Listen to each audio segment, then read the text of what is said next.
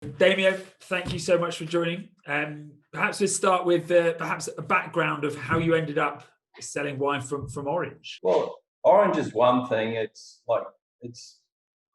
I grew up in it. You know, Dad's sort of first generation winemaker. His dad was a butcher. He went to school with a shitload of winemakers, and that's sort of what they did on weekends when everyone else was doing other things. Was they made wine. But how we got to Orange was, it was a journey over about 5 years. You know, every winemaker wants to, I guess, make their own wine as much as they make other people's wine as winemakers, and that sort of. But at the end of the day, it's about making your own wine. And so my weekends through school was spent flying all over Australia looking for vineyard sites. So it was maps, like bags of maps, sitting in the car, and Dad's going, well, because he ran vineyards all over the world, so he had access to all this amazing vineyard everywhere, and so the conversation around our table was, well, where's the best place to grow grapes? And because all the great wine regions around the world were settled, as in people moved there and they planted vineyard, rightly or wrongly, but that's the way it was in the New World and 100% in the Old World. There was no, I guess, science to planting vineyard in the best place that vineyard could grow. And so that was our journey. So that was our weekends when Dad wasn't working, I wasn't playing rugby and all those sort of things. We were jumping in a plane, a hire car, and we were running all over Australia basically looking for that. And it was digging holes in the sides of roads. It was, talking to people about what they've done. Yeah, nice. And, from a guy that's got to, in a way, sell it and market it, who's running the business, is we landed in a region that there was very few winemakers there. Yeah. And why did we end up in Orange? It's cold, 100%. And coolness can be generated through elevation, which is what we are. It can be next to a cold ocean, which is sort of, like Margaret River or Bordeaux or, California is a great example of it. Yeah. Or you can be really south, like Huon Valley or Burgundy or something like that is really north. There's coolness there, and everyone sort of, probably in the last 10 years, has really appreciated what the attributes of coolness does to natural acidity. And the backbone of any wine is that natural acidity. Yeah, you can add it in, but there's nothing that sort of sings like that natural balance in a wine that comes out of the vineyard. So that's epically why we're sitting in Orange at 900 metres, 3,000 feet. It's huge. Yeah.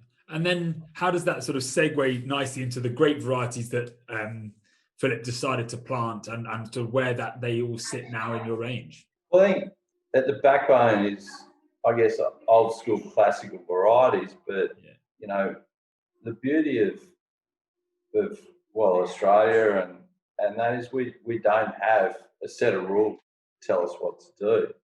It's sort of, it's freestyle and we can play, but at the backbone of what we are is Chardonnay, Pinot and Shiraz, 100%. And, we make epically good Viognier, Sauv Blanc and stuff like that, but, the backbone of it is those cool climate varieties. And, Coomaloo that's what it's all about, is those cool climate varieties. And in the last 30 years, the clones that we've been able to capture in Australia through all the great development that's been done, and the cool, because all the old base clones for Pinot, for instance, were all champagne-based clones.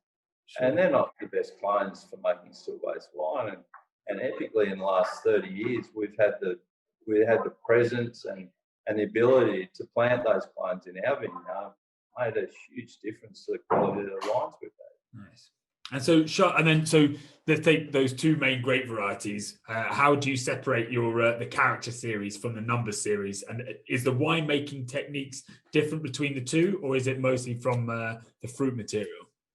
100%. Like there's much that is about the storytelling, and the characters are characters, without a doubt. But they're straight varietals, and they don't always come from Coomaloo. We buy a bit of fruit for our neighbours, and most of the fruit that we've planted with our neighbours is we've planted that vineyard with them, and we lease and we control that vineyard as well, and that's so important in the quality outcome of what we're trying to deliver in winemaking. And yeah, and the beauty of it as well is the relationships we have with those people, because at the end of the day, like everything that we do and that you do, Elliot, and that all the guys that listen here is basically we hang out with human beings, and that's what drives everything we do. And the sad part of what we're going through now with COVID is we've lost a bit of that, and that's why we're sitting on a Zoom call now. Yeah. But the biggest thing that I guess rocks my boat, and the great thing about our industry is the human relationships that we have with people. And a little bit of that's been lost, but we'll get it back real quick. But you keep that up going in the cellar door, big pizza oven, lots of events going at the moment, I guess. Still, we just started, so we've just got them back together, and so like my daughter last weekend had her graduation party up at the winery, and which was awesome. And so we've got a big year ahead of us, and it's constrained by restrictions and all that sort of stuff. Where we could have 150 people, we can probably have 75, 80 and things like that. But yeah, we've got a huge year ahead with events. And the beauty of the last sort of 3 or 4 months is trade's been really quiet, so they've been traveling, and so all the SOMs and everything like that have been coming out and saying g'day, and that's been really cool. Oh, nice. Right, so you say next year's a big year. I guess vintage 2021 is also kind of a big deal for you as well, having very difficult vintage this year. Yeah, in 30 years of orange, and I said to Dad not long ago, I said, "What's your hardest vintage you've had?" And he said, I've never seen anything like 2020. In 60 years of winemaking, I've never seen anything like it around the world, like whether it be France or be California or wherever he's growing grapes. Never seen anything like it yet. And we lost our crop this year, Elliot, and it was smoke taint. Yeah. And it was like we had fires around us from September all the way through to March. And as a family, we said, no, we're not producing wine from this year. And that's what we did. And it's sad, it's hard, it's everything, but it's being a farmer, and that's what we've done. Yeah. Did you lose much plant stock as well, or was it just all smoke taint? Yeah, no, it was all like everything was varied a lot. Whites were better than reds, but when you looked at it at the end of the day, and the thing is, when you looked at the wine itself as an individual wine, you go, oh, okay, that's okay, but when you compared it to anything, it's just no, don't do it. So big one on the horizon, 2021 needs to bring it on. Yeah, bring it on. Brilliant, Damon. Thank you so much. Is there anything you'd like to leave us with? Any other thoughts that you'd like to?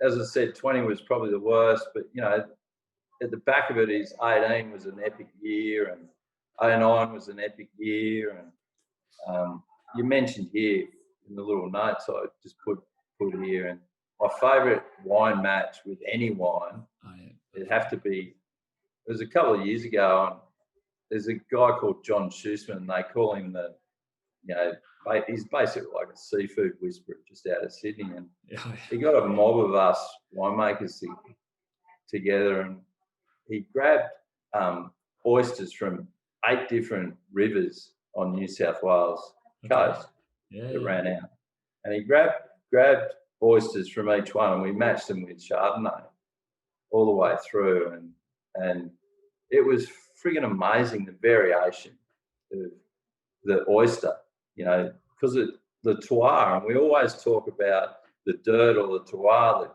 you know, with all our vines or our winemaking and whatever. But the same thing applied is that we had like 60 different Chardonnays, which was epic in its own right.